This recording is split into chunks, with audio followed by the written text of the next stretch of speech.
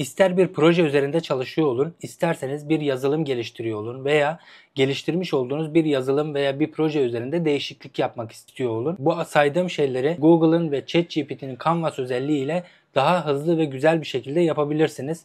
Normal sohbet penceresinde yaptığınız konuşmalar genelde yukarılarda kalabiliyor, kaybolabiliyor. Yaptığınız son değişiklikleri kaybedebiliyorsunuz. Ama Canvas özelliğinde ekranın sağ tarafında harici bir belge üzerinde değişiklik yaptığı için bu değişikliklere hızlı bir şekilde ulaşabiliyorsunuz. İstediğiniz kısımları değiştirebiliyorsunuz ve yaptığınız bütün değişiklikler anında o sağ taraftaki ekranda beliriyor ve oraya yansıtılıyor arkadaşlar. Hazırsanız başlayalım. Google Gemini veya ChatGPT hangisini kullanıyorsanız kullanın arkadaşlar. Aralarında çok büyük bir fark yok. Google Gemini'de buradaki Canvas yazan yere tıklayıp promptumuzu giriyoruz. ChatGPT'de ise araçlara tıklayıp yaz veya kodla diyerek Canvas özelliğini aktifleştirip promptumuzu giriyoruz. İkisinin arasında şöyle bir fark var. ChatGPT'de yazdığınız promptlar çok uzun olmamalı ve çıktınız da çok uzun olmamalı arkadaşlar. Çok uzun çıktılarda sorun çıkartabiliyor. Ben daha çok Google Gemini kullanıyorum. Google Gemini'de şu ana kadar böyle bir sorun yaşamadım. O yüzden bu videoyu da Google Gemini üzerinden ilerleteceğim. Kişisel bir web sitesinin teması nasıl geliştirilir? Öncelikle buna bakmak istiyorum. Bir tema geliştirelim. HTML, CSS ve JavaScript ile hazırlanacak. Bu benim YouTube kanalım için kişisel bir sitenin teması olacak. Ana renk karanlık mod olacak ve isteğe bağlı açık tema seçeneği de bulunmalı.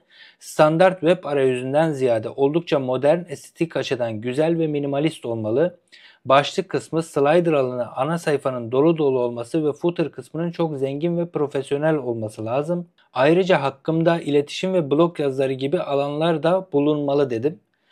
Canvas bölümü seçiliyken arkadaşlar bunu bu şekilde gönderiyorum ve oluşturulmasını bekliyorum. Temamız oluşturuldu arkadaşlar. Şimdi bunu bir görüntüleyelim istiyorum. Buradaki ön izleme bağlantısına tıklayarak görüntüleyebiliriz. Aşağı doğru kaydırıyorum. Burada bir slider alanımız var. Öne çıkan içerikler kısmı var. Ben kimim bölümü var. Son blog yazıları, iletişim bölümü şeklinde ilerliyor arkadaşlar. Bu tek sayfalık bir tasarım. Şimdi bunu güncelleyeceğiz arkadaşlar. Şurada da bir karanlık mod, açık mod seçeneği var. Gördüğünüz gibi açık temaya geçebiliyoruz buradan. Dilerseniz paylaş diyerek içerikleri kopyala deyip bir dosyaya kaydedebilirsiniz arkadaşlar. Şimdi yeni bir prompt hazırladım arkadaşlar. Açık ve koyu renklerde menü çubuğu çok belirsiz. Alt tarafına biraz border ekleyelim dedim. Yani şu kısma bir çizgi çekelim dedim. Slider alanında 3 tane resim buldum arkadaşlar. Bu resimleri eklesin istiyorum.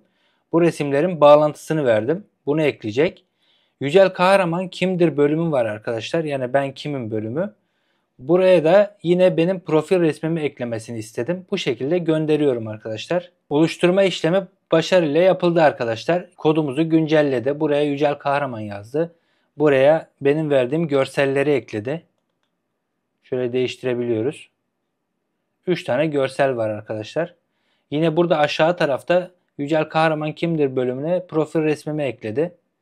Bu şekilde istediğiniz kadar güncelleme yapabiliyorsunuz. Bir haftada bitecek bir işi, bir ekstra özelliği birkaç saatte Google Gemini'nin Canvas özelliğiyle nasıl geliştirebilirsiniz bunu göstermek istiyorum.